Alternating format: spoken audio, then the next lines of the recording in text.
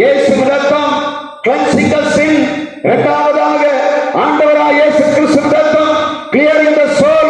மூன்றாவதாக ஆண்டவருடைய ரத்தம் clinging to the sun towards the good deeds of our life. நம்முடைய வாழ்விலே நற்கிரியைகளை செய்யும்படியாக நம்மை ஆண்டவரோடு இணைக்கிறதாக இருக்கு. cling on to the faith என்று சொல்லப்பட்டது போல cling on to Jesus. அவருடைய இரத்தத்தாலே நாம் கழுவப்படும் போது, அது சுத்திகரிக்கப்படும் போது, மூன்றாவதாக ஆண்டவராகிய இயேசு கிறிஸ்துவோடு இணைந்து பணி செய்யும்படியாக ஆண்டவருடைய பலன் நமக்கு கிடைக்கிறது. திருச்சபையே, ஆண்டவராகிய இயேசு கிறிஸ்து இரத்தத்தை, அவருடைய சரீரத்தை அருந்தும்படியாக வந்திருக்கிறோமா? இயேசு இரத்தத்தாலே கழுவப்பட்டிருக்கிறோமா? அவருக்கு முன்பாக சுத்த மனசாட்சியோடு வாழுகிறோமா? நம்முடைய இருதயங்கள் சுத்த மனசாட்சியோடு கிரியை செய்ய ஆயத்தமாக இருக்கிறதா? பரிசுத்த ஆவியை உள்ளத்துக்குள்ளே ஏற்றுக்கொண்டு ஆண்டவருக்காக பணி செய்ய நாம் தீர்மானமிட்டிருக்கிறோமா என்பதை நினைவில் கொள்ள வேண்டும். ஆண்டவருடைய இரத்தத்தையும் சரீரத்தையும் அருந்தும்படியாக வந்திருக்கிறனா நாம் செய்ய வேண்டிய மிக பிரதானமான காரியம், சரீரத்தை ஆண்டவரை நம்ம கையில் தரும்போது மிக பயபக்தியோடு ஆண்டவருடைய சரீரம் எனக்கு கொடுக்கப்பட்டிருப்பதற்காக, என் சரீர பலனுக்காக, I want to cling on to the sun to forward the good works of Jesus Christ. ஆண்டவராகிய இயேசு கிறிஸ்துவுடைய பணியை செய்யும்படியாக நான் அவருடைய சரீரத்தை பெற்றுக்கொண்டு அவரோடு இணைக்கப்படுகிற பலனோடு நான் எழும்ப வேண்டும் என்று சொல்லக்கூடிய பயபக்தி நிறைந்தவர்களாய் ஆண்டவருடைய பந்தியிலே அவருடைய அப்பத்தை நாம் பெற்றுக்கொள்ள வேண்டும். ஏனோதானவென்று ஆண்டவருடைய பந்தியை நீங்கள் எடுக்கவே கூடாது. அதை போல இயேசு ரத்தம் வரும்போது நீங்கள் சொல்லணும், என் ரத்தத்தை, என் பாவத்தை கழுவி அதை சுத்திகரித்து நான் ஆண்டவருக்கு பிரயோஜனம் உள்ள கனத்துக்குரிய பாத்திரமாய் மாறும்படியாக கொடுக்கப்படுகிற ரத்தம் என்ற உணர்வோடு இயேசு ரத்தத்தை நாம் பெற்றுக்கொள்ள வேண்டும். 1 கொரிந்தியர் 11ஆம் அதிகாரத்திலே கடைசி 2 வசனங்களை நீங்க படிச்சு பார்த்தீங்கன்னா தெரியும்.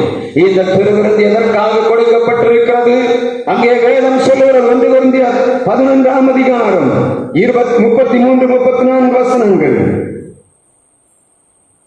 1 கொரிந்தியர் 11ஆம் அதிகாரம் 20ஆம் வசனம். இவைகளிலே ஆண்டவர் வார்த்தை மிக தெளிவாக சொல்லுகிறது.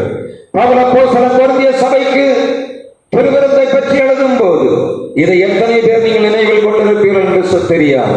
இன்றைக்கு இந்த திருச்சபைக்கு நான் திருவிருந்தை பற்றி செய்தி கொடுக்க வேண்டும் என்று தேடின போது பவுல் அப்போஸ்தலன் சொல்லுகிறார், நான் பெற்றுக்கொண்டதை எப்படி பெற்றுக்கொண்டேன், கர்த்தரிடத்திலிருந்து பெற்றுக்கொண்டேன் என்று சொல்லி அவர் சொல்லுவதற்கு முன்பாக சொல்லுகிறார், திருச்சபையே, நீ கூடி வந்திருக்கும் போது ஒருவன் அவனுடைய போஜனத்தை முந்தி சாப்பிடுகிறான், ஒருவன் பசியாயிருக்கிறான், ஒருவன் வெறியோடு இருக்கிறான், ஒருவன் வறுமையாயிருக்கிறான், ஒருவன் வறுமையாயிருக்கிறான், ஒருவன் முழுவதுமாக நிறைந்திருக்கிறான் என்று சொல்லுகிறார். அதற்கு பின்பாகத்தான் அதை கொடுக்கிறார்.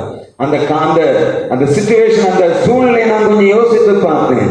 எப்படி பவுல் அப்போஸ்தலன் சொல்லுகிறார், நீங்கள் கூடி வருகிறீர்கள், ஒருவன் தன்னுடைய சொந்த போஜனத்தை சாப்பிடுகிறான், இது கர்த்தருடைய பந்தி அல்ல. ஒருவன் பசித்திருக்கிறான், ஒருவன் விரைத்திருக்கிறான். ஆனால் அதுவல்ல தேவனுடைய பந்தி. சுயம் அல்ல, நம்முடைய சுயம் திருச்சபையிலே வெளிப்படக்கூடாது. ஆண்டவருடைய திருச்சபையை கட்டி எழுப்பும் போது ஒவ்வொருவரும் சமநிலை பிரமாணத்தை கடைபிடிக்க வேண்டும் என்று சொல்லித்தான் இந்த பகுதியை பவுல் அப்போஸ்தலன் கொரிந்து சபைக்கு எழுதுகிறார். கடைசியில் அவர் சொல்லுகிறார், நீங்கள் இப்படி செய்தால் ஆக்கினைக்கு நீங்கி இருப்பீர்கள். வசனம் சொல்லுகிறது, திருச்சபையிலே ஆண்டவருடைய பந்தியை கொண்டாடுகிறவர்கள் தகுதியோடு அதை எடுக்க வேண்டும் என்று சொல்லுகிறார்.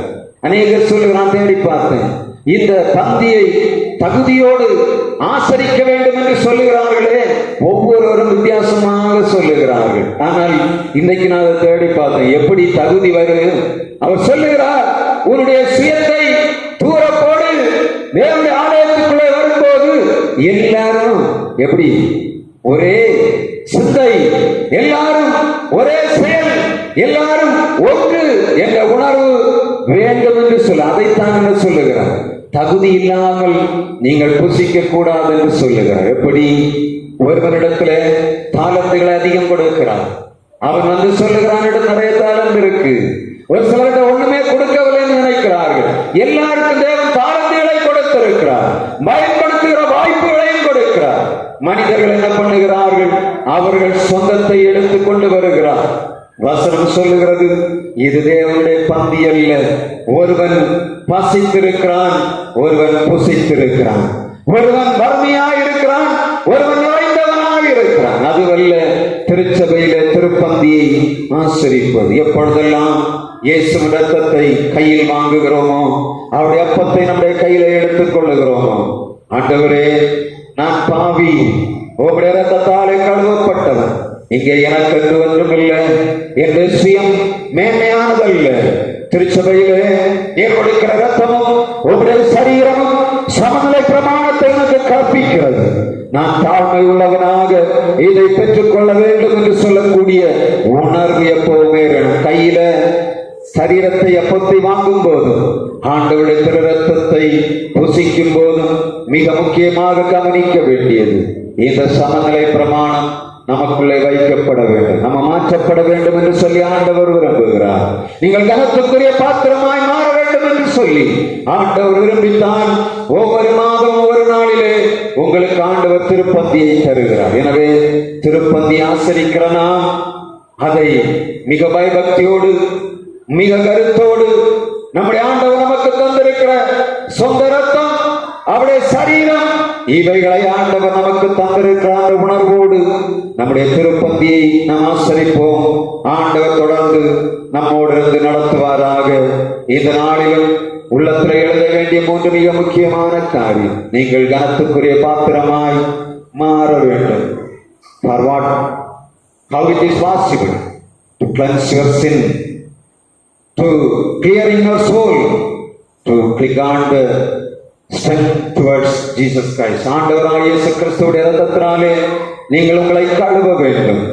நீங்கள் கழுவப்பட்ட பின்பாக பிறருக்கு நீங்கள் உங்களை சுத்தமுள்ளவர்களாய் காண்பிக்க வேண்டும். அது எப்படி? ஆவியின் வரங்களை பெற்றுக் கொள்ள வேண்டும். ஆண்டவருக்காக நீங்கள் பெற்றுக்கொண்டவைகளிலே பணி செய்ய வேண்டும். எப்படி? சமநிலை பிரமாணத்தை மனதுக்குள்ளே ஏற்றி பலவீனர்களை தாங்க வேண்டும், பலமுள்ளவர்கள் பலவீனர்களை தாங்க வேண்டும் என்பதுதான் சமநிலை பிரமாணம். வசதி உள்ளவர்கள் வசதி இல்லாதவர்களை தாங்க வேண்டும் என்பதுதான் சமநிலை பிரமாணம். உயர்ந்தவன் தாழ்ந்தவன் வேறுபாடு இல்லாதபடி ஆண்டவர் எல்லாரையும் ஒரு விதமாக அவர் பார்க்கிறதுதான் சமநிலை பிரமாணம். அந்த சமநிலை பிரமாணத்தை நமக்குள்ளே ஆழமாய் ஊற்றி ஆண்டவருடைய பணி செய்வோம். தொடர்ந்து ஆண்டவர் நம்மோடு நடத்துவாராக. நாம் நம்முடைய விசுவாச பிரமாணத்தை அப்போஸ்தல விசுவாச பிரமாணத்தோடு அறிக்கையிடலாம். வானத்தை பூமியை படைத்த சர்வ வல்லமையுள்ள பிதாவாகிய கடவுளை விசுவாசிக்கிறேன்.